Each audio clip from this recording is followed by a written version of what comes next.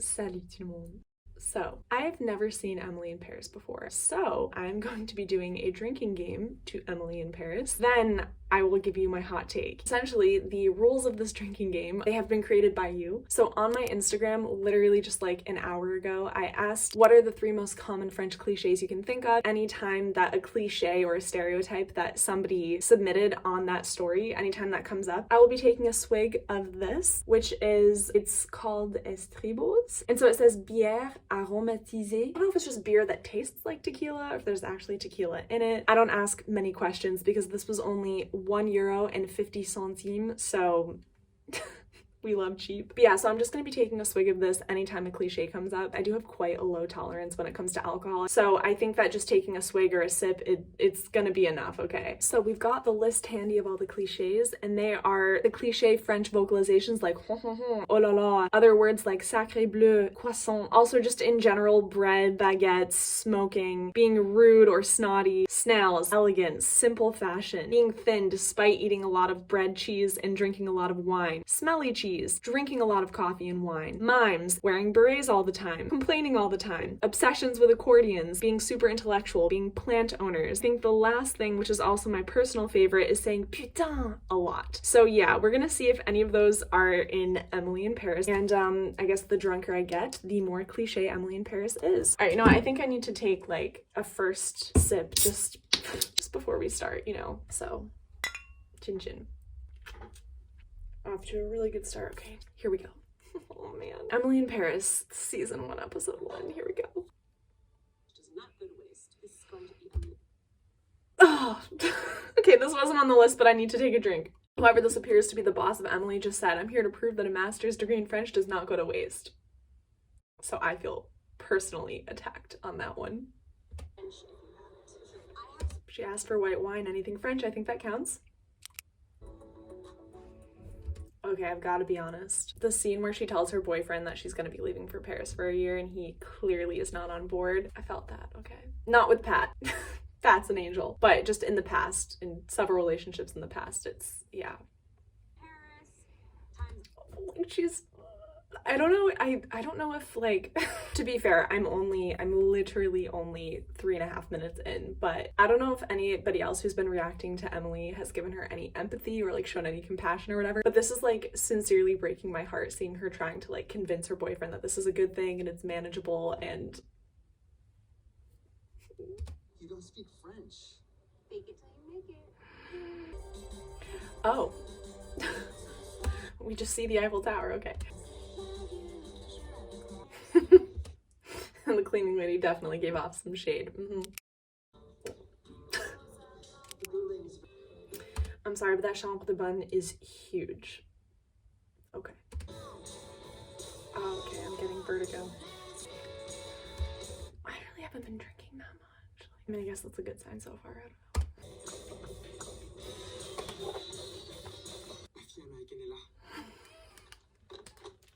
Coworker is throwing shade. All right. Sleek fashion, thin. You lost me a bonjour.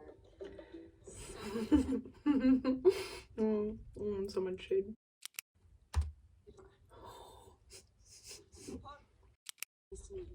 Okay, if you've seen any, excuse me, if you've seen any of my older TikToks, like the very original ones, a lot of them are talking about me and like my anxiety with la bise and how it's just something that I, you know, it just always makes me uncomfortable. Whatever, you can go look at the videos if you want to see like exactly what I was talking about. But something that I ended up talking about later on was the fact that, you know, when French people do the bise, you're not actually touching your lip to somebody's cheek. It's more just like touching cheek to cheek. And like he just straight on kissed her cheek. And I mean like, I don't know. I'm just feeling a little defensive on behalf of French people. Like that was very exaggerated.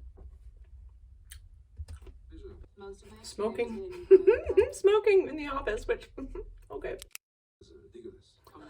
Disgusting.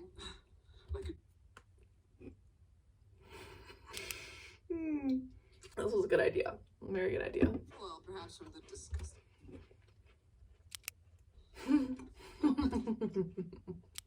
I think this might be half gone already. Each and every one of you, and likewise. Why are you shouting? But Americans invented it, which is why I hope to become a... You know, one moment. So far, and once again, only 17 minutes in. I actually didn't realize it's been 17 minutes so far, but she's talking about the importance of social media marketing for this company. Pretty much the argument is, oh, the Americans invented it, so I have an angle to bring here that will benefit the brand. But in my mind, it's not an American point of view. It's literally just, for me, this seems more like a generational thing. Like, I don't know, it feels kind of weird that they're taking something that is more or less generational and they're turning it into like a cultural thing.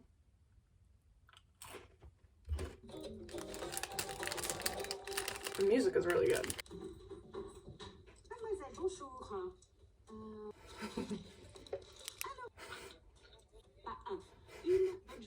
Okay, I'm here for the boulangère. So the woman at the bakery who's trying to correct Emily's French is saying un pain au chocolat and then une bonne journée. I mean, I think that's cute. I've met some really nice boulangères and boulangers who have helped me as well with my French. Obviously not like this because I can speak French, but if I make little mistakes, like they'll tell me. And I don't think it's like, I don't want to make it sound like every boulanger and boulangère was gonna do that, but I mean,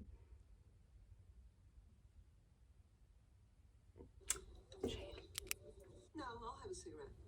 Cigarette. I already have so many thoughts, oh my gosh. Oh, baguette. I was gonna get a baguette, but I was like, ugh, I'll just get some cookies and some chips. Call it a night. I feel like I need to make sure I see somebody after this. Like, this has to be the pregame to something, because I can't just do this and go to bed. Anyway, back to the episode. The food is so delicious. The fashion, so chic. So mean. Okay, so the rudeness. We'll all be mean. Oh.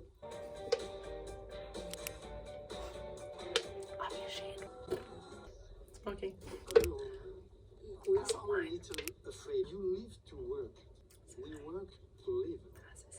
I enjoy work and accomplish. You come to Paris and you don't speak French. That is arrogant.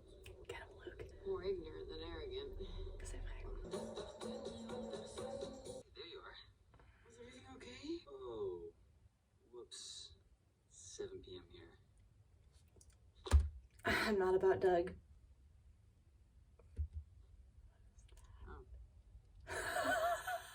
Oh no, is it gonna blow up? Oh.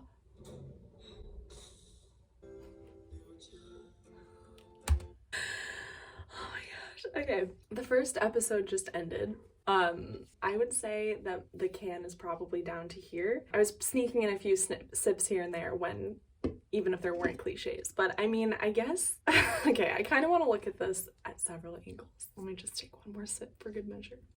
On one hand, like, just watching the series at a surface level, I thought it was funny. Was it cringy? 100%. But there were some moments where I was dying. Like, the very end of that, hilarious. However, I will say, I think the reason why I feel like I can enjoy this series is because I'm looking at this from the lens of an American who has moved to Paris, but who has put in so much work, like years of work with the French language and understanding French culture. And not even just French culture, but also everything that goes along with that. So, how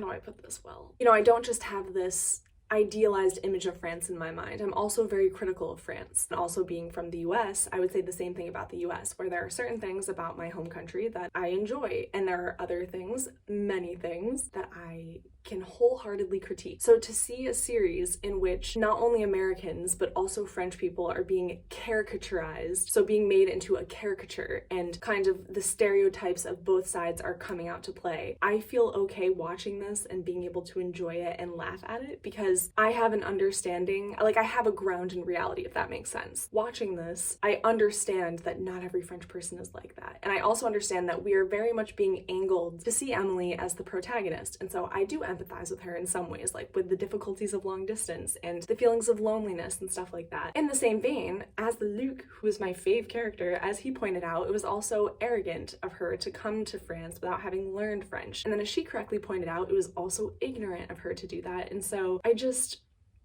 think that there are some good nuggets of like balance in there, if that makes sense. But I do definitely see the dangers of Americans watching this who have no desire to go to Paris or who don't really know anything about France and seeing this and being like, oh, so all of the stereotypes that I've heard of French people are true, and not really seeing seeing how this is a caricature, and also not seeing how some things that Emily are doing are just huge cultural no-nos in France. And I'm sure that there are a bunch of other levels of critical analysis that could come out of this series if I were to continue watching and to really like, you know, look at it from all of these different angles. I don't know if what I'm saying is making sense. But I guess what I just mean is I'm sure that there's a lot more that could be said about this show. But just after watching one episode, I was actually surprised that I didn't finish this whole can. But yeah, I think that the most of them was just like the shade that was being thrown at her, which like, I mean, I just thought it was funny. I don't know.